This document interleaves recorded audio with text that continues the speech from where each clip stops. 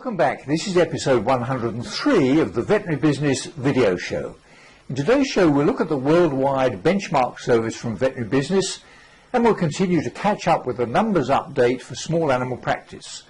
We'll hear why the likeliest cause for quiet days in the practice isn't the weather or some other external factor, but poor management.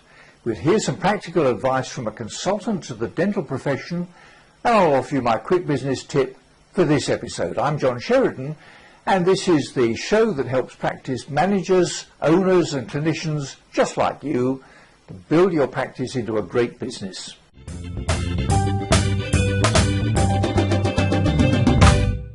If you own or are planning to own a veterinary practice, can I ask you this question?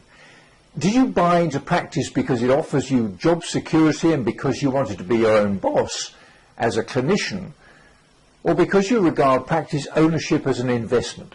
I imagine that for most owners it was both. But if you consider your practice as an investment and to build wealth for your retirement, much will depend on its ability to deliver a healthy level of profit.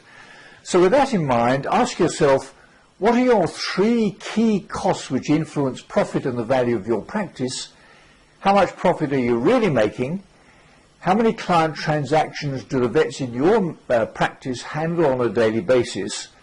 And how do all those numbers compare with other similar practices? Here's a simple way to find out online, here and now.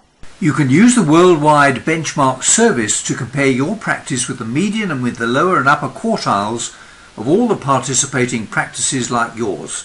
It's quick, it's easy, and it's free for full members of the veterinary business community. Here's the link to the simple online form.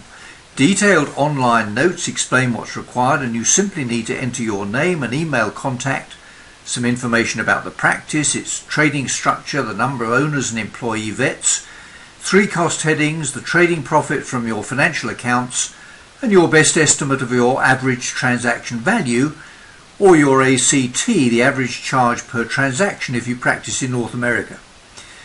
We need to validate the data, so may come back to you if any specific questions arise, but you can normally expect to receive an email report within a couple of working days. Here's a typical example from a UK practice.